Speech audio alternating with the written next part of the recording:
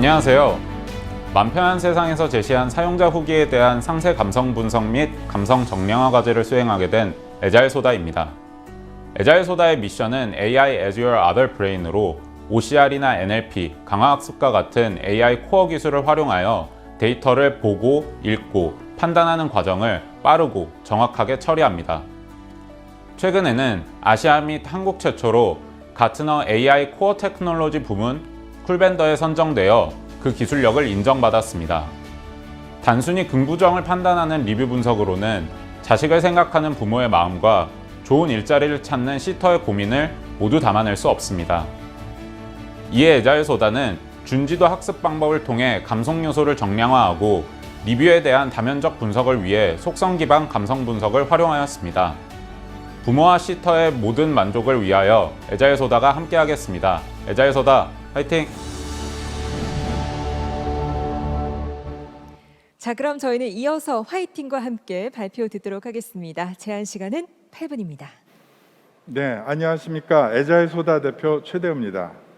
오늘 발표드릴 내용은 후기 특화 언어 엔진 기반 사용자 후기 감성 분석에 대한 내용으로 방금 보신 것처럼 에자일소다는 기업형 디시전 인텔리전스, 즉 의사결정 최적화와 자동화를 위한 소프트웨어 기업입니다. 방금 말씀드린 대로 올해 10월에 아시아에서는 최초로 AI 코어 테크놀로지 부분의 쿨벤더로 선정이 되었습니다. 이번 과제의 목표는 맘시터의 사용자 후기에 대한 감성 정량화 및 세부 감정 분석을 통해서 에자일소다가 가지고 있는 기술을 기반으로 하여 맘시터 이용자들에게 서비스에 대한 객관적 자료를 제공하고 맘 편한 세상에게는 고객 만족도를 확인할 수 있는 그런 결과물을 도출하였습니다. 과제 해결 과정을 좀 설명해 드리겠습니다. 제일 처음에 저희 후기 데이터 확보를 했고요. 그 후기 데이터는 지금 보시는 바와 같이 약 11,000건의 그 후기와 그 다음에 긍부정에 대한 데이터를 받았습니다.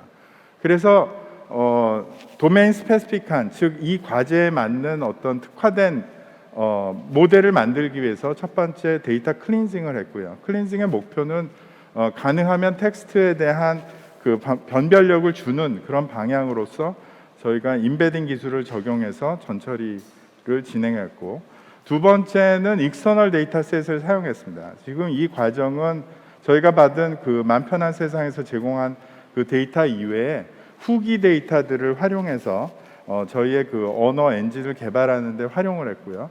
그래서 3번은 이번에서 확보한 그런 익스터널 데이터셋과 우리가 받은 그 맘 편한 세상의 그 데이터를 결합해서 일종의 어댑티브 랭귀지 모델, 소위 레브베르타라고 하는 엔진을 개발을 했습니다. 그 다음에 네 번째, 소프트 레이블드 인포메이션이라는 방법을 통해서 긍부정에 대한 레이블이 없는 그런 데이터들을 확보하는 그런 소프트 맥스 값을 결합해서 사용을 했습니다. 그 이후에 실질적으로 사용할 수 있는 모델은 맨 우측에 있는 부분으로서 5번 센티멘트 스코링을 개발을 했고요.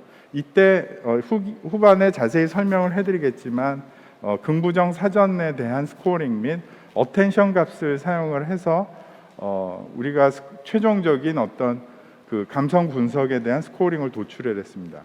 그 다음에 6번에서는 그 다면적 감성 분석을 했습니다. 후기의 여러 가지 면의 그런 그 의견들이 후기가 있기 때문에 그 마음들이 필요한 어떤 의미에 있어서 에스펙트들, 즉 그 다면성을 저희가 디멘전을 정의를 해서 거기에 맞는 스코어를 개발한 게 전반적인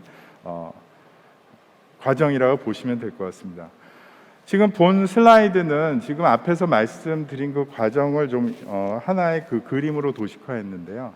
가장 왼쪽에 1번 과정을 보시면 아까 외부 데이터를 사용했다고 그러는데 그 네이버의 영화 평점이라든지 그 다음에 쇼핑몰 리뷰, 그 다음에 스팀 게임 리뷰라든지 한국어 혐오 발전 데이터들을 리뷰와 관련된 데이터들을 모두 합해서 그 사전학습 모델을 개발을 했습니다. 그 다음에 2번에서 만든 사전학습 모델을 근거로 해서 맘시터와 관련된 그런 데이터들을 1차 분류 모델을 만드는데, 이때 아까도 말씀드린 대로 이 데이터에 대해서는 라벨이 있는 데이터가 없는 데이터가 있기 때문에 4번에서 소프트 맥스 값을 이용한 레이블링을 통해서 최종적인 소프트 레이블드 기반의 분류기를 마련을 했습니다. 이때 그 결과를 보시면은 저희가 그 리뷰 특화된 그 언어 엔진인 레브베르타와 그 다음에 소프트 레이블드된 데이터를 활용한 최종적인 그 분류, 즉 감정에 대한 긍부정에 대한 그 정확도를 보시면 95.76%로 가장 좋은 거를 아실 수가 있습니다. 그래서 이와 같은 그 결과를 가지고 저희가 감성 정도 정량화, 다면적 감성 분석을 진행을 했습니다. 첫 번째 감성 정량화에 있어서는 저희가 그 감성 사전의 키워드 점수를 기준으로 해서 1차적으로 그 스코어링을 그 도출을 했는데, 지금 보시는 게 이제 예시적인 겁니다. 실제 예 중에서 좀 여러분들한테 설명드릴 수 있는 것들을 좀 뽑아왔는데요.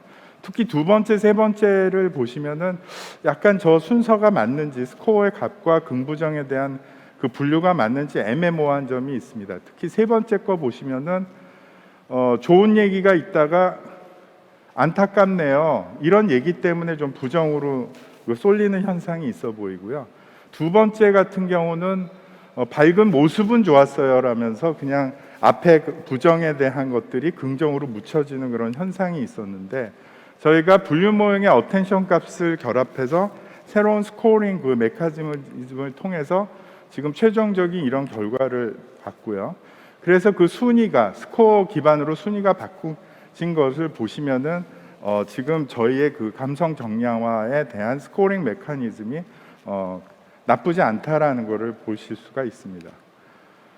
그래서 다면적 분석, 감성 분석은 저희의 그 자체적인 애노테이션 팀을 통해서 지금 보시는 그 속성 값들을 정의를 해서 그 각각의 속성에 대한 긍부정을 애노테이션하고, 지금 왼쪽에 있는 화면은 저희가 생성된 그런 스코어와 다면적 그 스코어에 대한 것들을 그 화면으로 어떻게 하면 보여드릴 수 있는지 서비스 화면을 한번 만들어 본 것입니다.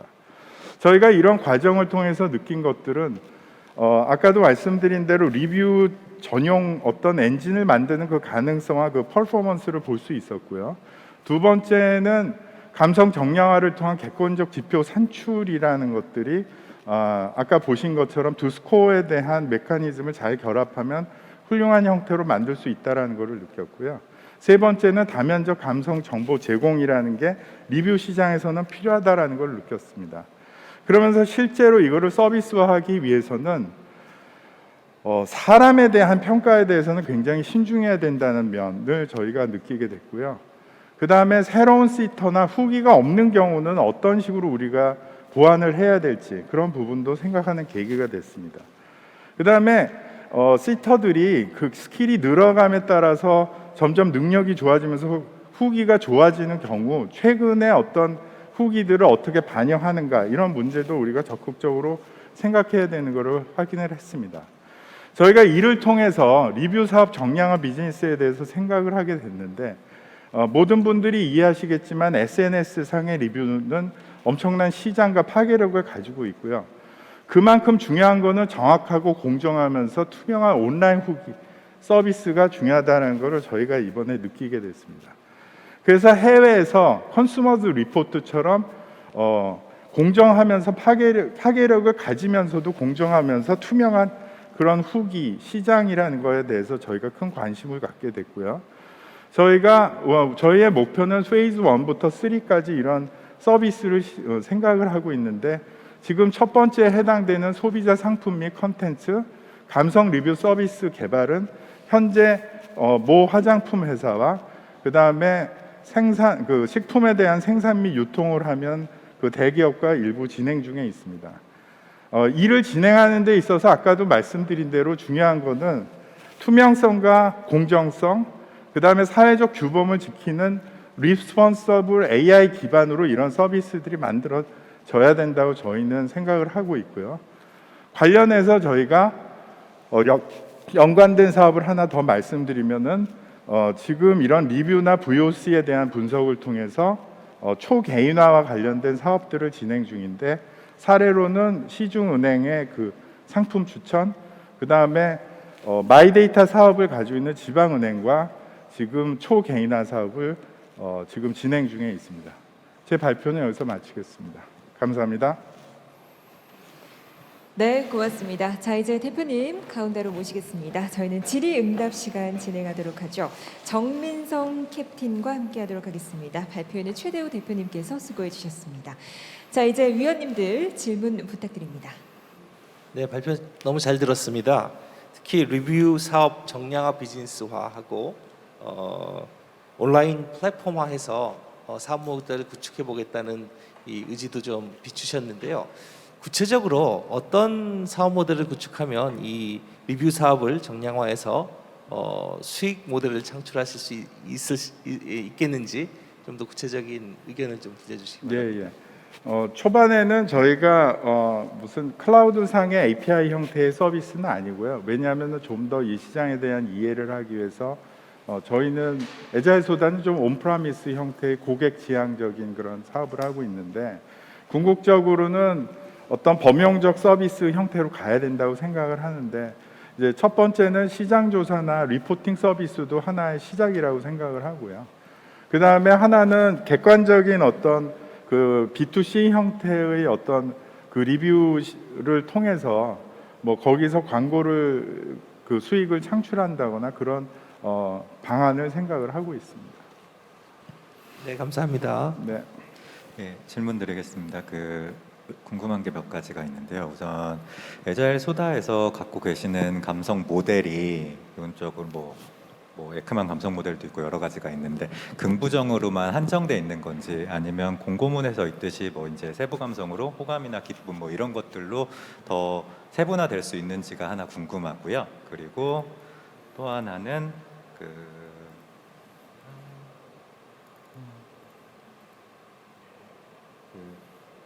지금 결국 이번 사업에서 이번 과제에서의 목표가 무분별한 후기 작성 방지를 위한 후기 평점 리액션 및 감성 분석이었잖아요, 제목이.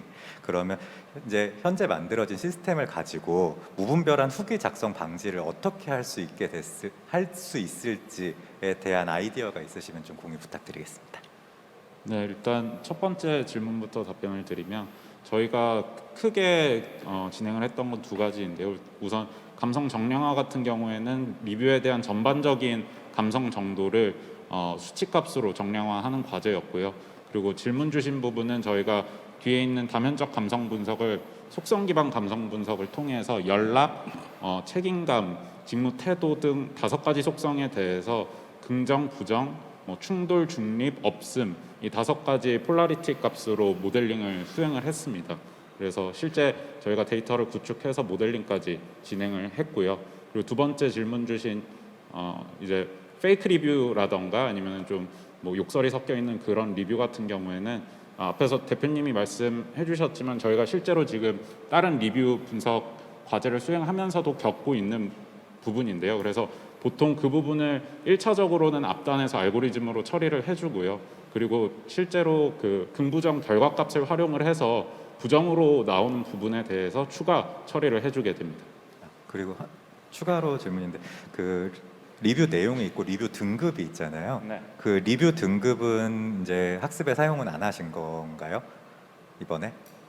별점 별점. 말씀이신가요? 네, 일단 저희가 사실 그 부분도 고려를 했었는데요.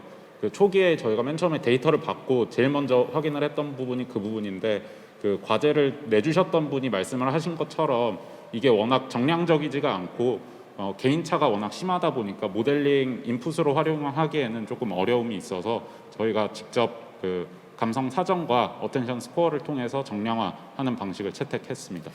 일단 향후에는 어떻게든 그 개인화 서비스로 간다면 어떤 분은 뭐 예를 들어 맥스를 3점만 주는 사람이 있고 어떤 분은 맥스를 5점 주는 사람이 있으면 그런 개인화까지 해서 도입을 할 수 있으면 좋을 것 같아서 마지막 질문을 드렸습니다. 네.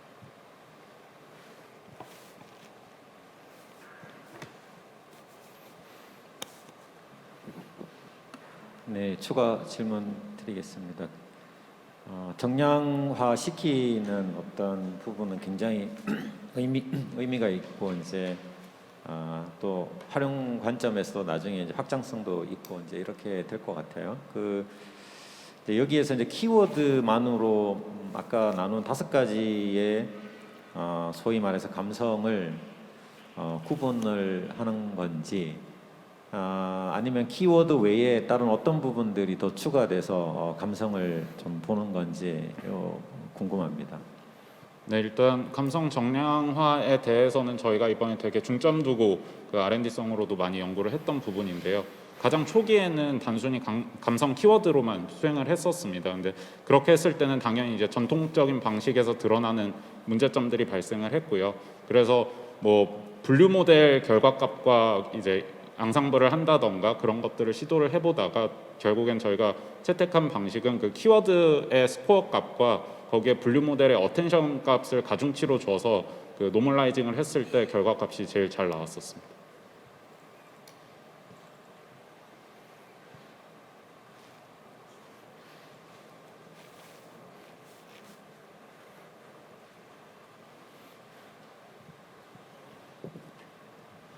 이게 이제 긍정을 99점이면 긍정인데 54점 이렇게 나오면 긍정인가요? 아마 이제 그 긍부정 감성 분석이라는 게 굉장히 주관적인 부분이 많은 이제 타스크인데요. 그러다 보니까 저희는 오히려 이런 정량적인 값을 제시를 했었을 때 사용하시는 뭐 맘편한 세상 고객사라던가 아니면은 실제 사용하는 이용자의 주관이 그 점수를 받아들이는 부분에서 발생할 수 있다고 생각을 합니다.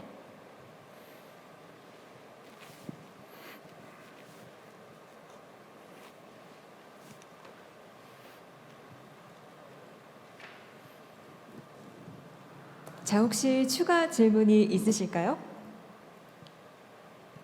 이게 한국어기 때문에 훨씬 더 어려운 부분도 많을 것 같은데 굉장히 자세한 형용사를 쓴다든지 그 의미를 긍정 부정 참 판단하기 어려운 거를 연속으로 쓴다든지 그런 차원에서의 이 해결 방법, 정량화 방법이 있으면 어떤 거죠? 네, 이제 저희가 가장 전통적인 키워드 방식을 활용할 때 문제가 되는 부분이 그 부분인데요. 그래서 저희는 어텐션 스코어를 활용을 했기 때문에 그런 문맥적인 부분이라던가 가중치를 줘야 되는 부분들을 최대한 해소를 하였고요. 그리고 말씀해주신 부분 중에 이제 사전에서도 뭐 맘편한 세상 같은 그 아이 돌봄 도메인에서만 발생하는 키워드들에는 뭐 더 가중치를 준다던가 아니면 추가 사전에 값을 추가하는 방식으로 해서 최대한 해결을 하였습니다.